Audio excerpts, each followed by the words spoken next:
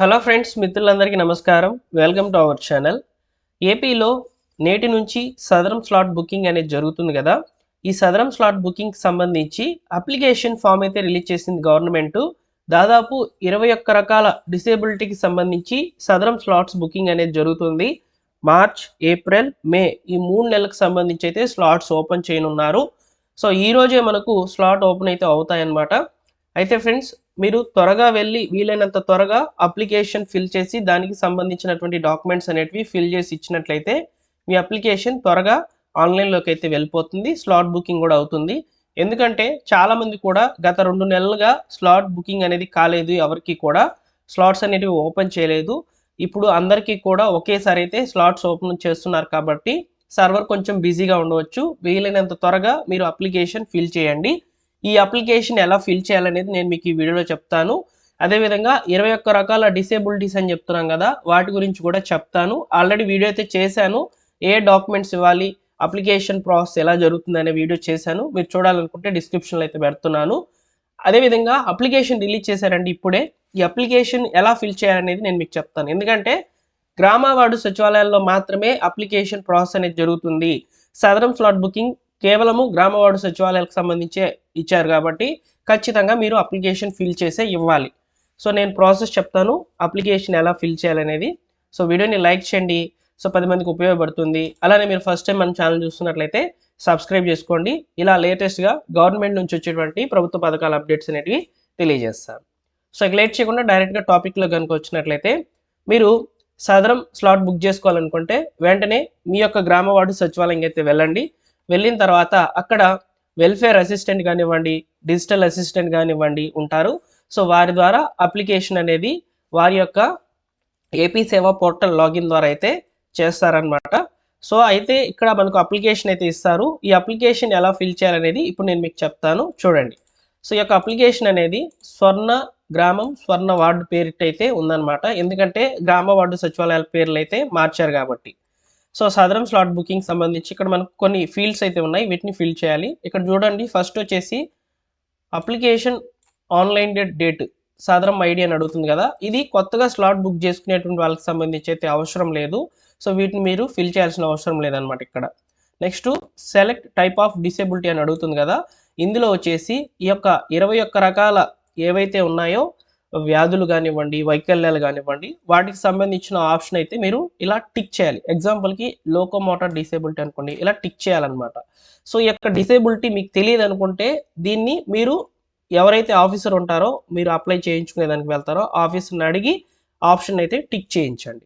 తర్వాత applicant Aadhaar number, ఇక్కడ వచ్చేసి ఎవరైతే సదరం స్లాట్కి సంబంధించి అప్లై చేస్తున్నారో వారి యొక్క ఆధార్ నెంబర్ ఇవ్వండి. Applicant full name in English అని చెప్పి అడుగుతున్నారు. ఆధార్ కార్డులో ఏదైతే పేరు ఉంటుందో ఇంగ్లీష్లో ఆ పేరుని ఇక్కడ క్యాపిటల్ లెటర్స్తో నీట్గా రాసి ఇవ్వండి. ఓకేనా. నెక్స్ట్ వచ్చేసి అప్లికెంట్ ఫుల్ నేమ్ ఇన్ తెలుగులో కూడా రాయండి. ఓకేనా. నెక్స్ట్ వచ్చేసి జెండర్ సెలెక్ట్ చేసుకోవాలి. మేల్ అయితే మేలు, ఫీమేల్ అయితే ఫీమేలు, ట్రాన్స్జెండర్ అయితే ట్రాన్స్జెండర్ అనే ఆప్షన్ని టిక్ చేయాలి. ఇట్లా టిక్ చేయాలన్నమాట. Next date of birth. So date of birth Aadhaar కార్డులో ఏదైతే ఉంటుందో అదే ఇవ్వండి. తర్వాత క్యాస్ట్, బీసీనా, ఎస్సీనా, ఎస్టీనా, ఓసీనా, ఇది మీరు టిక్ చేయాలి. టిక్ చేసిన తర్వాత పక్కన ఉంది కదా సబ్ క్యాస్ట్, ఇందులో వచ్చేసి ఎగ్జాంపుల్కి ఎస్టీ అనుకోండి. ఎస్టీకి సంబంధించి సబ్ క్యాస్ట్ యానాదుల, ఎరుకుల ఇట్లా ఉంటాయన్నమాట. అవి వచ్చేసి ఇక్కడ రాయాలి. ఓకేనా. నెక్స్ట్ వచ్చేసి రిలీజియన్ ఏంటి, క్వాలిఫికేషన్ అంటే అప్లికెంట్ ఏమైనా చదువుకొని ఉన్నారా, లేక ఏదైనా ఉద్యోగం చేస్తున్నారా, ఆక్యుపేషన్ ఏంటి అనేది ఇవ్వాలి. నెక్స్ట్ మ్యారిటల్ స్టేటస్ అంటే వివాహం అయిందా లేదా అనేది కూడా ఇక్కడ మనకు అడుగుతున్నారు. సో మ్యారీడ్ అయితే ఫస్ట్ ఆప్షన్ మ్యారీడ్, డైవర్స్ అయితే డైవర్స్డ్, అన్మ్యారీడ్ అయితే అన్మ్యారీడ్ అంటే పెళ్లి కాలేకపోతే, నెక్స్ట్ విడో అయితే అంటే భర్త చనిపోయినట్లయితే విడో అయితే, లేదా సింగిల్ ఉమెన్ అయితే సింగిల్ ఉమెన్. ఇలా ఏ ఆప్షన్లో మీరు సెలెక్ట్ చేసుకోవాలి, టిక్ చేయాలి. Next Aadhaar linked mobile number అడుగుతున్నారు. ఇది కంపల్సరీగా ఇవ్వాలండి, ఎందుకంటే ఓటీపీ జనరేట్ అవుతాయి అన్నమాట. సదరం ఐడి అనేది క్రియేట్ అవుతుంది. సో కాబట్టి తప్పనిసరిగా మీరు ఈ యొక్క మొబైల్ నెంబర్ అనేది ఖచ్చితంగా ఇవ్వాలి. అదేవిధంగా దానికి వాట్సాప్ నెంబర్ అదేనా అంటే ఆ నెంబర్ మీద వాట్సాప్ ఉందా లేదా అనే ఆప్షన్ని ఉంటే ఎస్, లేదంటే నో అనే ఆప్షన్ని సెలెక్ట్ చేసుకోవాలి. నెక్స్ట్ వచ్చేసి ఇక్కడ చూడండి address details, permanent address, present address రెండు ఒకటైతే రెండింటిని ఇక్కడ మీరు ఫిల్ చేయాలన్నమాట. సో ఇక్కడ చూడండి డోర్ నెంబరు, మీ యొక్క జిల్లా పేరు, మండలం పేరు, మీ యొక్క సచివాలయం పేరు, అదేవిధంగా pin code, post office, postal village, ఇవన్నీ కూడా ఫిల్ చేయాలన్నమాట. ఇక్కడ రాయాలి. రాసిన తర్వాత ఇవి చూడండి, మోల్స్ అంటే పుట్టుమచ్చలు, అంటే మీరు ఐడెంటిఫై కోసం, అంటే మీరా కాదా అనే దానికి సంబంధించి పుట్టుమచ్చలు మీకు ఎక్కడెక్కడ ఉన్నాయనేది ఇంగ్లీష్లో రాయాలి. ఇది మీకు తెలియకపోతే మీ యొక్క ఎవరైతే ఎంప్లాయీ దగ్గర మీరు చేపిస్తారు అప్లికేషన్, వాళ్ళు ఇది ఫిల్ చేస్తారనమాట. ఓకేనా. నెక్స్ట్ వచ్చేసి ఇక్కడ మనం ఫస్ట్ స్టార్టింగ్లో మాట్లాడుకున్నాం చూడండి, అప్లికెంట్ ఆన్లైన్ డేటెడ్ సదరం ఐడి అనేది. ఎవరైతే పాత సదరం సర్టిఫికేట్కి సంబంధించి ఈ యొక్క టెంపరీ సర్టిఫికేట్ ఉన్నటువంటి వాళ్ళు పర్మనెంట్ కిందకి మార్చుకోవాలనుకుంటే స్లాట్ బుక్ చేసుకోవచ్చు. లేదా మీ యొక్క పర్సంటేజ్ అనేది ఇంకా మీకు ఎక్కువ రావాలని మీరు భావించినట్లయితే ఆ యొక్క స్లాట్ బుక్ చేసుకునే దానికి సంబంధించి అప్లికేషన్లో ఇవి ఫిల్ చేయాల్సి వస్తుంది అనమాట. ఓల్డ్ సదరం ఐడి పర్సంటేజ్ ఎంత ఉందనేది ఇక్కడ మీరు ఇవ్వాలి. తర్వాత ఈ బాక్స్లో వచ్చేసి సైన్ పెట్టేసి దీనికి కొన్ని సంబంధిత డాక్యుమెంట్స్ అనేవి ఉంటాయన్నమాట. ఆ సంబంధిత డాక్యుమెంట్స్ గురించి ఇప్పుడు నేను మీకు చెప్తాను. సో ఇక్కడ ముఖ్యంగా మీరు సదరం అప్లికేషన్ అనేది ఏదైతే స్లాట్ బుకింగ్ సంబంధించి అప్లికేషన్ ఫిల్ చేసేసిన తర్వాత సో దానికి సంబంధించి కొన్ని డాక్యుమెంట్స్ అయితే ఇవ్వాలి. ఈ డాక్యుమెంట్స్లో భాగంగా మీరు ఇవ్వాల్సినటువంటివి ఆధార్ కార్డు, రేషన్ కార్డు, ఈ అప్లికేషన్తో పాటు పాస్పోర్ట్ సైజ్ ఫొటోసు 3 అయితే ఇవ్వాలన్నమాట. మొబైల్ నెంబర్ ఖచ్చితంగా ఉండాలి మీ దగ్గర. సో ఈ యొక్క 5 రకాల డాక్యుమెంట్స్ అనేటివి ఇవ్వాలి. ఇచ్చేసిన తర్వాత స్లాట్ బుక్ చేస్తారు.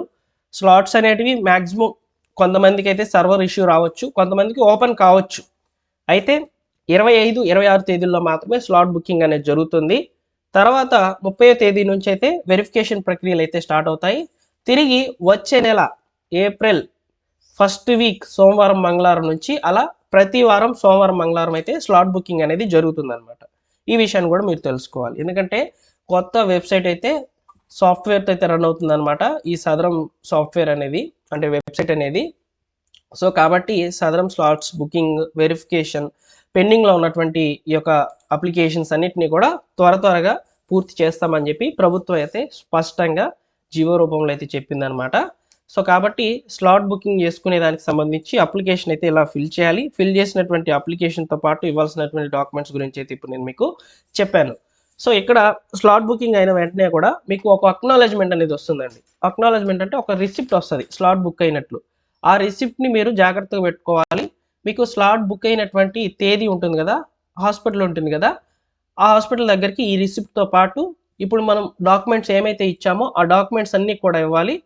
సో ఇచ్చేసిన తర్వాత మీ దగ్గర మెడికల్ రిపోర్ట్స్ ఏమైనా ఉన్నట్లయితే, ఓకేనా, సో మెడికల్ రిపోర్ట్స్ కనుక ఉండినట్లయితే వాటిని కూడా క్యారీ చేయాలన్నమాట వెరిఫికేషన్కి వెళ్ళినప్పుడు. అంటే సదరం క్యాంపులు అనేవి జరుగుతాయి కదా, అప్పుడు ఈ డాక్యుమెంట్స్ అనేటివన్నిటిని కూడా తీసుకుని వెళ్ళాలి. తీసుకువెళ్ళిన తర్వాత మీ యొక్క అప్లికేషన్ అయితే అక్కడ చూపిస్తుంది అనమాట. వచ్చినటువంటి అప్లికేషన్కి సంబంధించి సో ఈ యొక్క రికార్డ్స్ అన్నీ కూడా చూసుకుంటారు. అన్నీ కూడా బాగుంటే మీకు ఓకే చెప్తారు. అంటే ఓకే చెప్పడం కాదు, అక్కడ అప్లికేషన్ ప్రొసీడ్ చేస్తారు, ముందుకు తీసుకువెళ్తారు. సో తర్వాత మీ యొక్క మొబైల్ నెంబర్ ఉంటుంది కదా, సో ఆ మొబైల్ నెంబర్కి మెసేజ్లు వస్తూ ఉంటాయి. సదరం అనేది ఎక్కడ ఉంది, స్టేటస్ ఏంటి అనేది చూపిస్తూ ఉంటుంది. ఆల్రెడీ ఐడి క్రియేట్ అయిపోతుంది అనమాట. ఆ ఐడి ద్వారా మీ యొక్క స్టేటస్, మీ యొక్క సదరం ఎక్కడ ఉంది, ఏ లాగిన్లో ఉంది అనే వివరాలను చూసుకుంటూ ఉండవచ్చు. వన్స్ 3 సైన్స్ అనేవి ఉంటాయండి. ఈ 3 సంతకాలు కంప్లీట్ అయిన తర్వాత మీకు సదరం సర్టిఫికేట్ డౌన్లోడ్ అవుతుంది అనమాట. మీరే డౌన్లోడ్ చేసుకోవచ్చు, లేదా మన యొక్క గ్రామ వార్డు సచివాలయాలకి అయితే సర్టిఫికేట్ అనేది డౌన్లోడ్ చేసుకునే దానికి సంబంధించి అయితే ఆప్షన్ అయితే వస్తుందన్నమాట. సో ఇలా సదరం స్లాట్స్ బుకింగ్ అనేది చేసుకోవచ్చు. సదరం స్లాట్ బుకింగ్ సంబంధించి రిక్వైర్డ్ డాక్యుమెంట్స్ అయితే ఇవేనండి. సో అదేవిధంగా మీకు పెన్షన్స్ అనేవి ఎంత పర్సంటేజ్ ఉంటే వస్తాయంటే, మీకు 40% అబోవ్ ఉంటే మీకు పెన్షన్ అనేది వస్తుందన్నమాట. అందులోనూ సర్టిఫికేట్ అనేది టెంపరీ కాకుండా పర్మనెంట్ ఉండాలి. అప్పుడే మీకు సదరం సర్టిఫికేట్స్ అనేటివి జారీ అయిన తర్వాత పెన్షన్ సైట్ ఓపెన్ అయిన తర్వాత పెన్షన్స్కి అప్లై చేస్తే మీకు పెన్షన్స్ అనేటివి వస్తాయి అనమాట. మన రాష్ట్ర ప్రభుత్వము ఈ యొక్క పెన్షన్లకు సంబంధించి సదరం సర్టిఫికేట్ ద్వారా 6,000 రూపాయల పెన్షన్స్, 15,000 రూపాయల పెన్షన్స్ అయితే ఇస్తుంది.